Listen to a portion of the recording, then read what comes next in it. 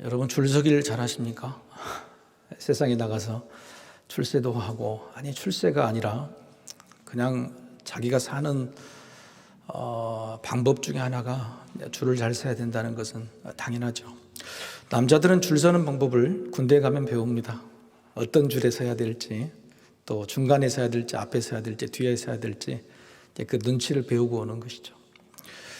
저도 신학대학원에 입학해서 오리엔테이션을 하는데, 오리엔테이션의 오락 시간에 언젠가는 말씀드렸지만 앞에서 진행자가 줄을 세우더라고요. 첫 번째 줄을 서는 순서, 우리 신대원 동기가 120명인데 첫 번째 동기는 나이 순서대로 나이가 많은 사람부터 앞으로 서라 그랬죠. 제가 37에 신학을 했으니까 얼뜻 봐도 나보다 나이 많은 사람은 절반은 뭐 아니겠구나 싶어서 앞쪽에 섰더니 쭉 앞사람 뒷사람하고 나이를 물어보다가 나중에 어디까지 밀렸냐면 저 중간 뒤쪽에까지 밀렸습니다. 야, 참 나이 드신 분이 이렇게 많이 왔구나 하는 생각을 했죠. 두 번째 지도자가 또 줄을 서라 그랬는데 이번에는 몸무게 순으로 서라 그러더라고요. 웃기려고. 뭐 남들이 보기에도 뭐 그냥 당연히 내가 앞으로 가야 되는 순서로, 그래도 앞쪽은 아니겠지 싶었는데 앞뒤 사람 몸무게를 물어보다가 앞에서 한 15번째 정도 선 것 같습니다. 120명 중에. 제가 두 가지를 깨달았어요. 첫 번째는 신학을 하러 온 사람, 하나님의 소명을 받은 사람은 참 우여곡절이 많다는 거예요. 그날 저녁에 내 방에 들어가서 한 10명 정도가 왜 신대원을 왔는지, 신학을 왔는지를 물어봤더니 눈물 없이는 들을 수가 없었어요. 저도 나름대로 우여곡절을 가지고 들어갔는데 도저히 꺼낼 염두가 안 났습니다. 교만하지 말라. 다 하나님이 부르신 방법도 뜻도 길도 다양하구나 겸손하게 됐죠. 두 번째는 내가 그래도 편하게 살았다고 생각이 됩니다. 그래서 살이 쪘겠죠. 다른 사람들은 대부분 얼마나 힘들게 살았는지 굉장히 많이 날씬해져 가지고 왔죠. 그래서 나는 은혜를 많이 받았다, 그래도 편하게 산 사람이다 하는 생각으로 신대원 3년 동안 제가 많이 겸손하게 만드는 그런 일이 된 것 같습니다. 여러분은 줄을 설 때에 앞쪽에 서기를 원하십니까? 뒤쪽에 서기를 원하십니까? 복을 준다는 줄에는 앞쪽에 서기를 원하시고, 일을 맡겨주는 줄에는 뒤쪽에 서기를 원하시겠죠. 하나님의 줄은 어떤 줄일까요? 하나님께서 우리에게 줄을 서라 그러면 어떻게 여러분 어디쯤에 서시겠습니까? 우리 교인들이 1000명쯤 되니까요, 1000명쯤 되는 우리 교인들에게 줄을 좀 서봐라 그러면 누가 앞에 서고 누가 뒤에 서려고 할까요? 세상에는 앞에 설 때도 있었고 뒤에 설 때도 있겠지만은 제가 생각으로 하나님이 줄을 서라 할 때는 뭐든지 앞쪽에 서야 된다고 생각이 됩니다. 복을 주시는 줄도 앞에 서야 되고, 일을 주시는, 힘든 일을 주시는 줄도 앞쪽에 서야 돼. 왜요? 그 일을 맡겨준 것도 결국은 복을 주시려고 하시는 일이기 때문에 그렇습니다. 사랑하는 성도 여러분, 앞줄에 서시기를 소망합니다. 우리 옆 사람한테 이야기합시다. 앞에 섭시다. 오늘 왜 이런 말씀을 드리냐면, 자, 이스라엘 백성들이 요단에 하나님께 주신 이 가나안 땅에 들어와서 땅을 분배를 받죠. 요단 동쪽에는 세 지파가 분배를 받고 나머지 9지파 반이 또 요단 서쪽에 와서 분배를 받는데, 역시 뽑는 방법은 제비를 뽑는 겁니다. 근데 여러분, 제비를 뽑아도 제비를 뽑는 순서가 있겠죠. 근데 제비를 뽑는 순서에 누가 제일 먼저 뽑냐면은 유다 지파, 유다가 먼저 뽑았다 그런 거예요. 이스라엘은 12지파는 야곱의 12아들의 이름을 가지고 만들었죠. 그 중에서 레위 지파는 그냥 제사장 그룹이 때 빼고, 그 다음에 요셉의 두 아들 에브라임과 므낫세를 2명을 집어넣어서 12지파가 됐습니다. 그 12지파 중에서 요단 서편에서 가장 먼저 제비를 뽑는 것이 바로 유다 지파였다. 여러분, 야곱의 12아들 중에서 유다가 몇 번째죠? 이게 기본인데 네 번째 아들입니다. 네 번째. 장남이 누굴까요? 르우벤이죠. 이스라엘의 역사, 하나님께서 정하신 법에는 장자권이 굉장히 중요합니다. 그래서 모든 법칙에 장자가 먼저 하게 되고 부모의 권리를 다 상속받게 되어 있죠. 그런데 오늘 이스라엘 백성들에게 땅을 나눠주는 이 제비뽑기의 순서는 첫째인 르우벤이 아니라 넷째인 유다가 했다는 거예요. 르우벤은 왜 빠졌을까요? 이미 요단 동쪽에서 이미 정말 장남이 좀 모범을 보여야 되는데 복 받는 가장 좋은 땅에 먼저 욕심을 내서 이 땅을 나에게 달라. 이게 장남이었어요. 르우벤은 처음부터 야곱에게 인정받지 않습니다. 창세기 49장에 보면은 장남인 르우벤의 장자권을 박탈하는 그런 저주를 선포하죠. 왜 그렇습니까? 형제들이 요셉을 팔 때에 요셉을 팔지 말라고 옹호해 주었던 르우벤의 장점도 있었지만은 결정적으로 아버지의 첫 비라하고 통간한 근친상간의 죄를 범해서 아주 큰 저주를 받고 장자권이 박탈되죠. 둘째인 시므온과 셋째인 유다도 그 자격을 사실은 실질적으로 상실합니다. 창세기 49장에 보면은 아버지인 야곱이 이렇게 말하죠. 너희들은 폭력의 칼을 썼다. 다윗이 성전을 건축하지 못한 이유도 네 손에 피를 많이 붙였다고 하는 거죠. 왜 그랬습니까? 자기 여동생 디나가 세겜 족속에게 강간을 당할 때에 이들이 가서 중재를 하려고 합니다. 그랬더니 세겜 족속이 미안한 마음으로 디나를 주면 우리가 며느리 삼겠다라고 이야기를 하죠. 근데 너희와 우리가 결혼을 하면 사돈 이렇게 관계를 맺으려면 너희도 할례를 받아야 된다. 그래서 세겜 족속이 전부 다 모두 할례를 받는 그 순간에 이 시므온과 유다가 가서 움직이지 못한 그 사람들 전부 다 쳐 죽이고 마는 거죠. 바로 이런 일을 레위와 시므온이 했기 때문에 첫째, 둘째, 셋째가 사실은 하나님의 장자권의 상속 계승 순위에서 제외가 된 것입니다. 그래서 네 번째, 유다 지파가 하나님이 세우는 영적 질서의 기준의 장자권이었죠. 그래서 이후로 이스라엘을 때로는 유다라고 부르는 것은 바로 유다 지파가 대표한 것이죠. 여러분, 유다 지파가요 얼마나 큰 땅을 받았는지 사진을 한번 보실까요? 가운데 줄이 뭐냐면 위에서는 갈릴리, 그 다음에 밑에는 사해죠. 요단 동편에 므낫세와 또 갓 르우벤 지파가 받았죠. 왼쪽으로 이제는 들어와서 받는데 유다를 보십시오. 유다 위에 중간쯤에 에브라임의 베냐민 지파가 나눠준 곳이 어디냐면 지금 예루살렘 정도 됩니다. 이스라엘을 예루살렘 기준으로 위와 밑으로 나누는데 그 베냐민, 유다, 시므온 땅이 원래 전부 다 유다 지파의 땅이었어요. 무슨 말이냐면 요단 서쪽에 있는 절반, 아래쪽 절반은 모두 유다 지파에 주었다고 하는 거예요. 어마어마한 땅을 준 거죠. 자, 이런 것만 봐도 여러분 이게 공평합니까? 불공평합니까? 첫째도 아닌 넷째가 제비뽑기를 먼저 했고 그 다음에 그 땅의 경계는 하나님께서 정해주셨는데 그 하나님께서 정해주신 경계가 요단 서쪽에 있는 절반의 땅이었다고 하는 거예요. 왜 그랬을까요? 한번 따라해 볼까요? 하나님께서는 일을 주시기 전에 복을 주신다. 복을 주신다.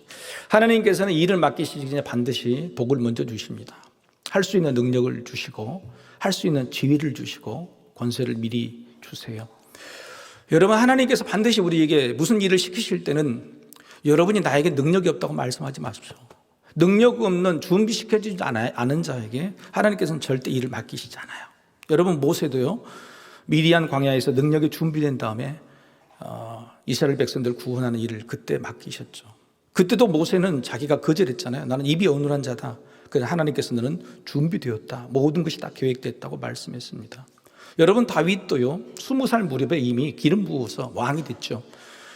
그러나 미리 권세와 이미 약속을 주신 다음에 10년 동안 하나님께서 준비시켜 주시고 30살에 왕이 되게 하시는 겁니다. 하나님께서 먼저 택하시고 일을 맡기시기 전에 반드시 본회의 권세 훈련을 시켜주세요. 사도 바울도 마찬가지죠. 베드로도 마찬가지입니다. 처음부터 능력이 있어 달라든 사람 아무도 없어요. 하나님께서 택하시고 능력을 주시고 준비시켜 주신 다음에 그다음에 일을 맡기신다, 그런 겁니다. 그래서 여러분, 교회에서 직분을 맡길 때도 아멘 하시기를 소망합니다. 아멘 안 하시네요. 여러분, 교회에서 직분을 맡길 때 사람들은 이런 기준을 갖고 있죠. 저 사람이 직분을 받을 만한 사람이냐는 착각을 합니다. 그렇지 않습니다. 교회는 직분을 받을 만한 사람은 없습니다. 목회자도 마찬가지예요. 하나님께서 그 직분을 주실 때는 직분을 주신다, 권위와 권세를 주신 다음에 거기에 대한 맞는 훈련과 능력들을 주십니다.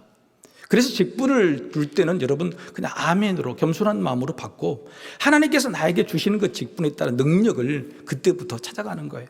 근데 교회에서 장로 될 사람이냐고, 저 사람이 권사 될 사람이냐고, 이것은 하나님의 법칙을 전혀 모르는 사람이에요. 세상의 교회 안에 누가 직분에 합당한 능력을 누가 가지고 있겠어요? 아무도 없어요. 직분을 주시면 그때부터 시작하는 겁니다. 여러분, 그래서 직분을 맡고 나서 일하지 않는 사람이 나쁜 사람이에요. 직분을 맡거나 직분자가 된 다음에 일하지 않는 사람, 이게 문제인 거예요. 그래서 직분을 맡고 나서는 하나님이 주신 일들을 해야 된다는 거예요. 저는 유다 지파에게 이렇게 큰 땅을 주시는 것은요, 그에게 지위와 권세와 능력을 주신 다음에 그 다음 일을 시켜주시는 거예요. 무슨 일이냐? 세 가지입니다. 여러분, 메시아가 어디서 나오죠? 어디 지파에서요? 바로 이 유다 지파에서 나와요. 그죠? 다윗의 줄기, 다윗 왕이 바로 이 유다 지파의 사람이었죠. 무슨 말이냐면 이스라엘 모든 민족, 아니 온 세상의 모든 사람들을 구원하기 위한 그 놀라운 사역, 그 일의 시작을 누구에게 주신 거예요? 유다 지파에게 주신 거라고 하는 거예요. 여러분, 그래도 우리에게도 하나님께서 복을 주셨다, 교회에서 직분을 주셨다, 물질도 주시고 능력도 주시고 믿음을 주셨다 그러면 첫 번째 그걸 주신 다음에 우리에게 맡겨주신 일이 뭐냐? 따라해 보실까요? 영혼 구원. 영혼 구원이에요. 하나님이 내게 직분을 주시고 믿음을 주시고 능력을 주시고 세상에서 평안을 주시고 좀 잘 살게 한다 그러면은 그에 맡겨주신 일이 영혼 구원이에요. 주위를 둘러봐야 됩니다. 하나님께서 나에게 어떤 영혼을 구원하려고 복을 주시는가? 우리 교회가 저기서 200m 옮겨준 이유가 뭐예요? 더 잘 살게 되고 교인도 많아지고 부흥되게 된 이유가 뭐예요? 우리끼리 잘 먹고 잘 살라고? 떵떵거리라고? 그거 아니에요. 영혼 구원이에요. 우리에게 이런 교회에 복을 주셨다는 것은 첫 번째 맡겨진 일이 뭐냐면 영혼 구원이에요. 그 최선을 다해야 되는 거예요. 그게 바로 하나님 주신 복치이다. 유다 지파는 바로 그 숙제를 받게 돼서 큰 복을 받게 된 거죠. 두 번째는 뭐냐면 한번 따라해 봅시다. 작은 지파를 품으라. 작은 지파. 다시 한번 아까 화면 지도 한번 보실까요? 자, 유다 지파가 밑에 땅 다 있다 그랬죠. 근데 유다 지파 가운데 밑에 무슨 지파가 있습니까? 시므온 지파가. 이 시므온 지파는요, 저기에 그 이스라엘 12지파 중에서 인구수가 3등이었습니다. 근데 갈수록 특별히 바알 부올 사건이라고 바알을 숭배하는 사건 때문에 시므온의 지파가 2만 명 이상의 숙청을 죽게 됐어요. 그래서 지파가 유명무실하게 된 상황이 됐어요. 바로 그 시므온, 가장 나약한 지파, 스스로 쓸 수 없는 지파를 어디다 맡겨준 겁니까? 아까 보시죠. 유다 지파 한가운데에다가 좋은 땅에다 맡겨준 겁니다. 그래서 유다 지파에게 시므온 지파를 돌보라. 그리고 제일 중요한 이 이스라엘 예루살렘 지역에 있는 거기도 바로 베냐민, 아주 약한 지파인 베냐민 지파를 거기다 붙여줘. 그래서 유다 지파에게 준 복을, 이렇게 큰 땅을 준 이유는 뭐냐면 작은 지파를 품으라, 힘들고 어려운 자를 품으라고 하는 거예요. 여러분, 이게 정말 중요하죠. 우리에게 뭔가 복을 주시고 물질을 주셨다 그러면 이게 흘러가야 돼. 누군가에게 하나님께 도와주시라고 하는 거예요. 자, 여러분, 한번 제가 자꾸 말씀드리고, 내가 한 달에 1,000만 원을 벌었어요. 한 달에 1,000만 원 벌 때 생활비로 100만 원을 썼어요. 그런데 갑자기 하나님께서 복을 주셔서 한 달에 1억을 벌게 됐어요. 그러면 생활비를 얼마를 써야 됩니까? 아니, 1,000만 원을 때 100만 원 썼으면 1억 벌면 얼마 써야 돼? 1,000만 원을 써야 되는 거예요? 그게 착각이라는 거예요. 그게 하나님께서 너에게 주신 것은, 여러분, 우리가 갑자기 100만 원 쓰다가 1,000만 원 쓴 것을 보고 뭐라고 하냐면, 한번 따라해 보시죠. 사치. 그게 허영이에요. 쓸 일이 별로 없어요. 하나님께서 그렇게 많이 주신 것은 뭐냐면 100만 원에서 한 200만 원 정도 쓰고 나머지는 흘러보내라. 힘들고 어려운 네 옆에 있는 사람들 붙여줄 테니 그 사람들 구원하고 도우라고 하시는 말씀이 맞는 거예요. 그래서 여러분, 우리가 복을 받을 때는 내가 어디로 흘려보내라고 하나님께서 나에게 주시는 것일까? 감싸고 있어 보십시오. 다 썩습니다. 자녀들에게도 다 썩게 됩니다. 교회도 마찬가지예요. 그래서 자꾸 흘려보내야 돼요.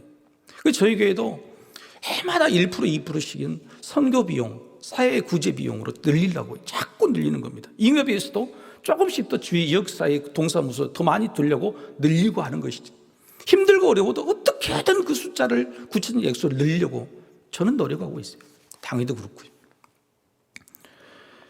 작은 지파를 품게 됐죠. 세 번째는 뭐냐면 남겨진 숙제를 하게 되는 겁니다. 남겨진 숙제가 뭐냐? 이스라엘 모든 지파에게는 숙제가 있었습니다. 아직까지 정복되지 않는 지역들이 있어요. 이방 민족들이 있죠. 그 이방 민족의 땅들을 정복해라고 그랬어요. 그런데 다른 모든 지파는 그 일들을 감당하지 못해요. 그런데 놀랍게도 이 유다 지파는 그 일을 감당합니다. 얼마 후에까지 그 일을 잊지 않고 감당합니까? 400년 후에까지. 400년 후에 다윗 왕이 됐을 때, 그때 바로 이 유다 지역에 남겨진 땅, 블레셋, 아까 사진을 보면 블레셋 땅이 있죠. 블레셋 땅과 그 다음에 베냐민 지파가 있던 여부스라는 곳이 굉장히 난공불락의 섬이에요. 근데 거기를 나중에 다윗이 이 수로를 통해서 공격해서 결국은 그 사람들 다 점령하고 말았죠. 그래서 모든 지파 중에서 어떻게 보면 유일하게 하나님께서 이 땅에 있는 모든 거민들을 진멸하라고 하시는 하나님의 말씀을 엄중하게 숙제를 다한 지파가 유다 지파였어요. 숙제를 다한 지파에게 하나님께서 놀라운 은혜를 주시죠. 복을 주신다고 하는 겁니다. 자, 세 가지죠. 왜 복을 주셨나? 이를 주시게. 첫 번째가 뭐죠? 예? 예? 뭐라고요? 예, 구원, 영혼 구원이죠. 영혼 구원. 두 번째는요? 흘려보내라. 작은 지파를 품어라. 세 번째는요? 하나님께서 남겨주신 숙제를 잊지 말고 그 자식, 손자까지 계속적으로 이어갈 수 있는 그것이 중요하다는 거예요. 오늘 본문에 길어서 읽지 않았지만 오늘 본문 13절부터 19절까지의 이야기가 왜 들어가 있을까? 이게 무슨 이야기냐면 유다 지파 가운데 유명한 사람이 있습니다. 지난번도 우리가 한번 나눴지만 갈렙이죠. 갈렙인데 이 갈렙이 어떻게 말합니까? 여호수아에게 땅을 달라 그랬죠.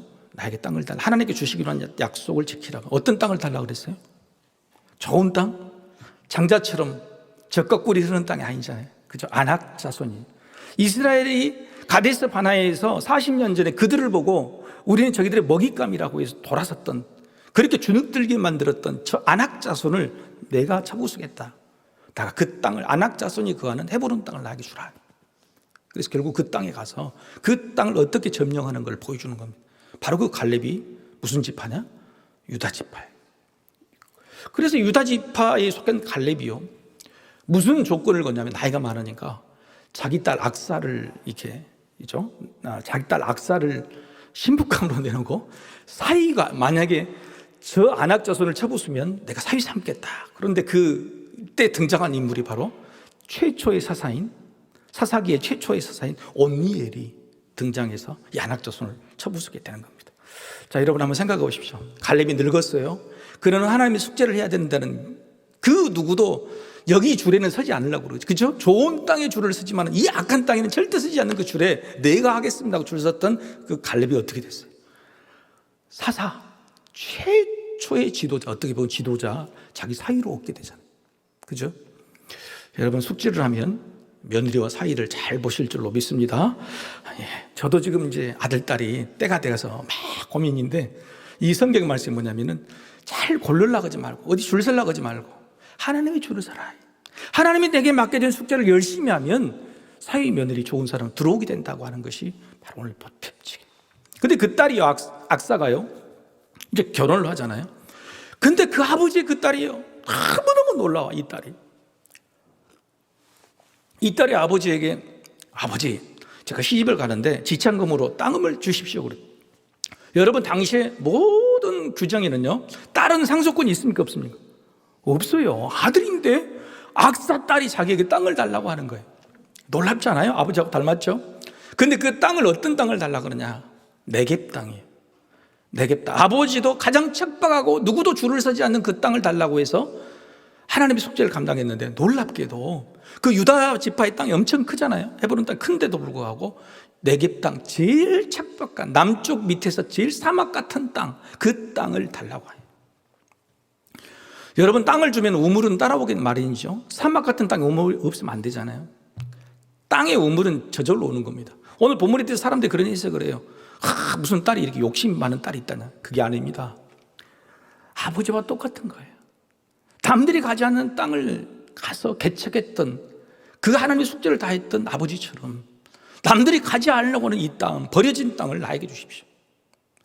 셈까지 주신다면 내가 그 땅을 개척해서 하나님의 땅으로, 하나님 나라로 만들겠습니다 하고 하는 거예요. 바로 그 위대한 일을 여기다 기록하고 있는 겁니다. 하나님께서는요, 사람들에게 복을 주시고 일을 맡기신 사람에게 공평하십니다. 근데 공평이라는 기준이 무조건 혈연으로 장손 뭐 이렇게 세워서 무조건 한 게 아니에요. 남자 이렇게 하는 게 아니에요. 하나님의 뜻, 하나님의 기준, 하나님의 맡겨준 그 일을 잘 감당하려고 나서는 사람, 앞서서 줄을 선 사람에게 하나님께서 상속과 기업을 주신다고. 할렐루야. 이번 기업을 기억하셔야 돼요. 17장에 보면 슬로보와 딸들이 나옵니다. 남자들만 땅을 상속받고 있을 때에 이 므낫세 지파에 슬로보아 이 가문이 있는데 슬로보아 아들이 없는 거예요. 근데 이 딸들이 우리에게도 아들이 없으니까 아들 대신에 땅을 달라고 이야기해줘. 여호수아가 하나님께 기도를 합니다. 놀랍게도 하나님께서 이들에게 주라고 하시죠. 여러분, 하나님께서는요, 형식적이고 아주 그냥 정해진 기준에 있어 융통성 없이 상속이나 어떤 형평성을 따지신 게 아니에요. 하나님이 말씀하신 공평은 뭐냐? 형평은 뭐냐면 힘들고 어려운 자들에게 흘러가게 하는 거예요. 성경에 나오는 공평과 형평은 뭐냐면 그냥 어떤 기준을 가지고 딱 정해진 대로 남자, 장자 이렇게 정해진 게 아니란 말이에요. 믿음 좋은 사람 이렇게 아니란 말이에요. 힘들고 어렵더라도 그 사람이 공식적인 상속권은 없을지라도 하나님의 뜻을 개성하려고 하는 사람, 그런 사람들에게 하나님께서는 상속, 하나님의 기업을 주신다. 여러분, 이게 바로 하나님의 줄에 서는 거라고 하는 겁니다. 성경에 보면은 이 공평이라는 말은 헤데크인데, 헤데크라는 것은 그냥 하나님의 성품을 뜻하는 말이에요. 우리는 하나님의 자녀로서 하나님의 성품을 닮아가야 될 의무가 있어요. 그래서 무엇보다도 우리는 하나님에게 공평하신 하나님이라고 요구하는 것이 중요한 게 아니라 우리가 하나님의 공평하심을 담는 공평한 사람이 되는 게 중요해요. 여러분, 공평하신 하나님이라고 자꾸 이야기할 때는 우리가 힘들고 어려울 때 나에게도 주십시오. 하나님이 나에게만 힘든 일을 시키시고 나에게 복을 주시지 않고 왜 내 인생이 이렇습니까? 하나님 공평하신 거 맞습니까? 라고 이야기할 때 우리가 공평한 게 문제가 아니라 하나님이 공평하셔야죠, 그렇게 요구하는 거예요. 그게 아니에요. 하나님이 공평하세요. 오늘 본문의 내용은 딸들에게, 그리고 가장 힘들고 어려운 곳에 하나님 뜻을 개성하는 자에게 하나님이 개성을 시켜주시는 그 공평하심을 오늘 보게 되는 겁니다. 성경에서 하나님께서 공평하시다, 어떻게 공평하신지에 대해서 몇 가지 말씀을 통해서 한번 보겠습니다. 자, 에스겔서 47장 14절 이제 말씀 몇 구절 읽고 마치겠습니다. 자, 시작. 내가 옛적에 내 손을 들어 맹세하여 이 땅을 너희 조상들에게 주겠다고 하였나니 너희는 공평하게 나누어 기업을 삼으라. 이 땅이 너희의 기업이 되리라. 제비 뽑는 것은 하나님이시죠, 그렇죠? 그렇게 해주지만은, 근데 그 땅의 경계를 세우고 자기들끼리 합의하는 것은 누가 해야 돼요? 우리가 해야 돼요. 그래서 우리에게 물질이 주어졌다, 삶의 공동체가 주어졌다 그러면 그 안에서 서로 화평하게 합의를 통해서 공평한 나눔이 있어야 돼요. 분배가 있어야 돼요. 굉장히 중요해요. 여러분, 이번 추석 때에 여러분 어떻게 공평하게 나눠주시겠습니까? 여러분 들어온 거 어떻게 나눠주세요? 자식들에게 어떻게 공평하게 돼야겠습니까? 여러분, 추석이라는 거 하나님이 주신 열매, 내가 먹고 살고 배부른 게 중요한 게 아니에요. 하나님이 주신 그 복 열매를 누군가에게 흘려보내는 거예요. 낮은 곳에 흘려보내는 거예요. 물질을 분배하는 거란 말이에요. 굉장히 중요한 일이에요. 바자이도 마찬가지인 거거든요. 그래서 하나님 우리에게 바로 그걸 요구하시는 거예요. 내가 너희에게 공평하게 땅을 제비뽑기로 분배한 것처럼 너희도 그렇게 주어진 물질이나 받은 복을 공평하게 분배해라 하는 거죠. 시편 45편 6절 말씀 같이 읽겠습니다. 시작. 하나님이여, 주의 보좌는 영원하며 주의 나라의 규는 공평한 규이니이다. 이 시편 45편은 심판을 말합니다. 심판, 규라는 것은 막대기죠. 하나님께서 심판의 잣대는 분명하다, 공평하다고 이야기하는 거예요. 여러분, 우리가 뭔가를 판단하고 뭔가를 평가할 때에 반드시 공평이라는 기준을 세워야 돼요. 근데 그 공평이라는 기준을 어떻게 세울 것인가? 쉽게 세우기 어렵죠. 그래서 그 공평의 기준은 한번 따라해 봅시다. 진리이신 말씀, 진리이신 말씀의 기준이 굉장히 중요한 공평한 기준이에요. 그래서 내가 말씀을 알면 알수록 나의 성품은 하나님을 닮아가는 거, 공평해지. 말씀의 깊이를 더하면 더할수록 뭔가 불편부당함이 없어지고 공평해지는 거예요. 그게 굉장히 인생의 연륜이고 인생의 깊이인 거예요. 내가 누군가에게 힘들고 어려운 사람에게 공평하게 대하는 방법을 스스로 터득해 알아가는 거예요. 그 기준은 바로 말씀이 있다고 말하는 거예요. 세 번째 시편 143편 10절 같이 한번 읽어봅시다. 시작. 주는 나의 하나님이시니 나를 가르쳐 주의 뜻을 행하게 하소서. 주의 영은 선하시니 나를 공평한 땅에 인도하소서. 이것은 어떤 공평하신 하나님이에요? 인도하실 때에 공평하게 하신다는 거예요. 인생의 길을 인도하실 때에 누구에게는 출세의 길로, 나에게는 실패의 길로 가는 것이 아니에요. 따져보면은 그 사람들도 힘들고 어려운 점이 다 있어요. 나에게 주신 복이 있어 없어요? 있어. 내 인생 왜 그렇게 힘들고 막 꼭 그러냐고. 아니에요. 여러분, 제가 37살까지 신대원 이야기했죠. 그날 저녁에 오리엔테이션에 가서 저녁에 들어봤더니 놀랄 노짜예요. 바다에서 이 원양어선 배를 타다가 바다에서 떨어지면요, 여러분 못 찾잖아요, 저녁에. 근데 놀랍게도요, 그 원양어선 배가 일주일 동안의 영업은 수억이거든요. 그걸 포기하고 이 사람 찾아서 일주일 만에 찾아가지고 살려가지고 데리고 왔어요. 이런 일들을 겪어온 사람. 근데 그 사람이 어떤 사람이냐면 사실은 원양어선을 고기 잡으러 온 게 아니라 죽으려고, 자살하려고 온 거예요. 그래서 그 사람을, 원양어선은 그 사람 이름에는 자기들 경고 먹으니까 찾아가고, 그래 나중에 찾은 다음에 어떻게 됐냐, 또 자살할까 봐 꽁꽁 묶어가지고 데리고 들어와요. 여러분, 이런 인생을 보고 여러분 우리가 겸손해지지 않을 수 있겠어요? 하나님이 인도하시는 역사는요, 망망대해에서 그 생명을 찾을, 그래 결국은 목사를 만들어요. 목회 잘하고 계세요. 여러분의 인생길에 인도하신 하나님, 공평하십니까? 불공평하십니까? 공평하다는 말이 여러분 나올 수 있기를 소망합니다. 하나님은 반드시 여러분에게 피할 길을 주시고 승리할 길을 주십니다. 네 번째, 히브리서 1장 8절 말씀 같이 한번 읽어봅시다. 시작. 아들에 관하여는 하나님이여 주의 보좌는 영영하며 주의 나라의 규는 공평한 규이다. 아들이 누굽니까? 예수 그리스도죠. 이것은 구원에 관해서는 공평하다고 하는 거예요. 구원에 관해서. 그래서 하나님의 복음을 전해서 구원받을 사람들은 우리가 판단해서는 안 됩니다. 저 사람은 절대 안 변한다. 여러분, 지난번에 설교 중에서 제가 제일 충격받은 거, 여러분 질문을 드렸대요. 사랑이 전부입니까? 그랬더니 아무도 아멘 안 하시죠. 기억나세요? 기억 안 나세요? 여러분, 다시 한번, 여러분, 사랑이 전부입니까? 전부가 아닙니까? 성경은 사랑이 전부라고 말해요. 근데 우리는 사랑이면 전부요. 사랑 말고도 필요한 게 얼마나 많은데. 동의가 안 돼요. 동의가 안 되면 말씀 안 들어오는 거예요. 두 번째, 똑같은 질문이 있습니다. 자, 여러분, 사람이 변합니까? 안 변합니까? 변해, 안 변해? 집에 식구를 보면 안 변하잖아요. 그렇죠? 그런데 사람은 누가 변하게 하시는 거예요? 성령님이 변하시고 하나님이 변하게 하시는 거예요. 사람이 안 변한다고 하는 것은 뭐냐면 하나님의 역사, 섭리, 능력을 부인하는 거예요. 그런데 우리는 우리 경험상 사람은 안 변하니까, 아니 자기 자신이 안 변하니까 사람은 안 변한다고 말하는 거예요. 여러분, 구원받는 복음이 전파되는 사람은 여러분 차별하시면 안 됩니다. 저 사람은 도저히 하나님이 선택한 사람이 아니다, 안 변할 것 같다, 변합니다. 다시 돌아오게 돼 있어요. 포기하지 마시길 소망합니다. 하나님의 구원에 관해서는 형평성이 있어요. 공평하시다 그런 거예요. 우리도 공평해야 됩니다. 물질, 부의 분배, 공평을 해야 돼요. 성경에서 우리에게 공평하라 그랬잖아요. 저울, 추, 돈 버는 일, 조금 돈 얻게 벌려고 불법을 행하거나 남의 눈에 피눈물 나게 해서는 안 돼요. 저희 TV를 보니까 세상에 횟집에서 회를 딱 떠가지고 이렇게 딱 닿는데요, 물을 같이 떠가지고 물을 먹이더라고. 근데 그게 고기가 500g짜리가 1kg가 돼버려요. 너무 놀라운, 기가 막히더라고. 근데 여러분, 이 시대에 지금 난무하는 이런 저울, 추의 문제를요, 2000년 전, 3000년 전에 하나님께서 미리 아시고 우리에게 하나님의 말씀 기준으로 공평한 추, 공평한 저울, 그때 벌써 말씀하셨다고. 사람이 어떤 존재이란 걸 하나님은 꿰뚫고 계세요. 알량한 돈 몇 푼, 그것 때문에 불법을 행하거나 남의 눈에 피눈물 나거나 절대 그래서는 안 된다. 두 번째는 권리 행사에서 공평해야 됩니다. 골로새서 4장 1절 말씀 같이 한번 읽어볼까요? 자, 시작. 상전들아, 의와 공평을 종들에게 베풀지니 너희에게도 하늘의 상전이 계심을 알지어다. 여러분에게 권위와 권세를 주셨을 때 반드시 그 자리에서 베풀어야 될 것이 뭐냐면 의와 공평이에요. 의와 공평, 깨끗해야 됩니다. 그리고 공평해야 돼요.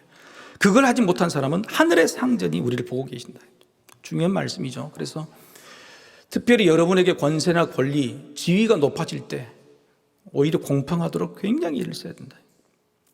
지위와 지식으로 뭔가 잘 이끌어가고 회사를 부흥시킨 것보다도 의와 공평으로 다스리는 것이 정말 중요하다고 하는 거예요. 그런 지도자가 돼야 됩니다. 한국교회 지도자들, 우리나라 지도자들, 저들이 뭔가 잘 살게 만들고 하는 게 중요한 게 아니에요. 하나님 원하시는 지도자의 성품은 뭐냐면 의와 공평이에요.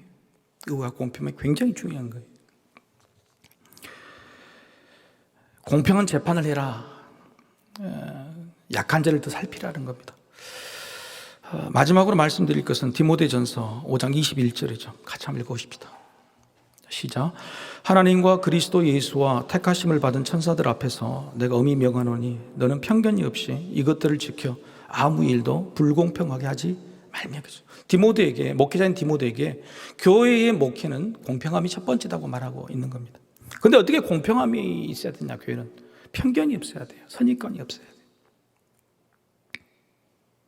교회에서 한동안 이단 시비가 있었죠. 그런데 그 이단 시비를 했을 때에 많은 성도들은 왜 저 사람한테 경고를 주지 않고 쫓아내지 않느냐고 이야기했어요. 저는 끝까지 품었어요. 확인해 봅시다. 확인하면 3년이고 5년이고 결국 아무 일도 없잖아요. 아무도 아니었잖아요. 교회에서 돈거래 하면 됩니까? 안 됩니까? 돈거래 하면 안 되죠. 하지 말라 그랬죠. 교회에서 돈거래 하시면 안 됩니다. 최근 들어서 누가 돈을 빌려달라고 그랬대요. 그럼 돈을 빌려달라고 한 그 사람이 여러분 나쁜 사람입니까? 근데 돈을 빌려달라는 사람이 뭐냐면 저 사람 그럴 줄 알았다. 사기꾼이래. 그러면서 목사님이 그걸 광고를 해달라는 거예요. 제가 그걸 광고를 하면 그 사람 어떻게 되겠어요?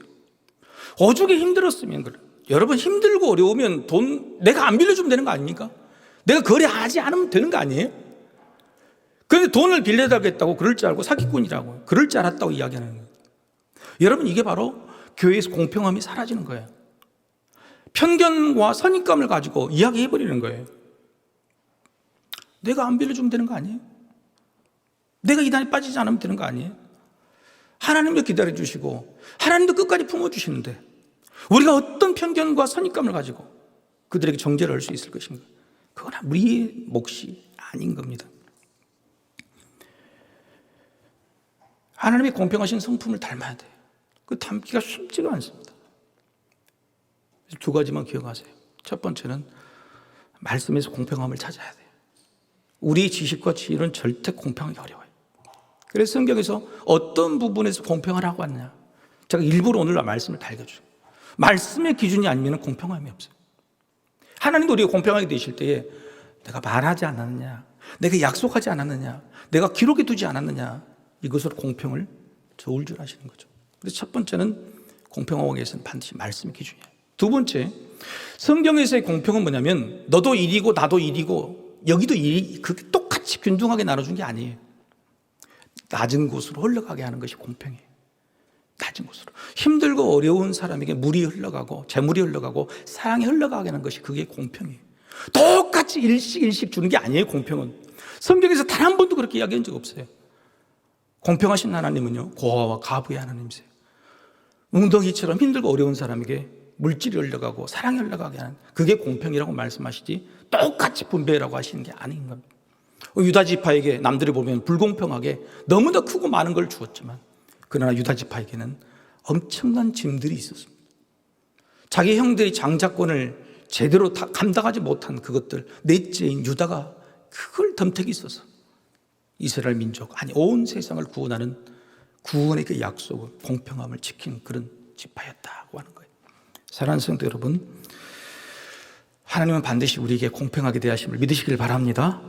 그 하나님의 공평하심을 우리가 배운다면 우리 삶의 자리, 특별히 우리 가정이 하나님 앞에서 올바른 복을 받는 그런 가정이 될 것입니다. 우리 다 같이 한번 기도하십시다.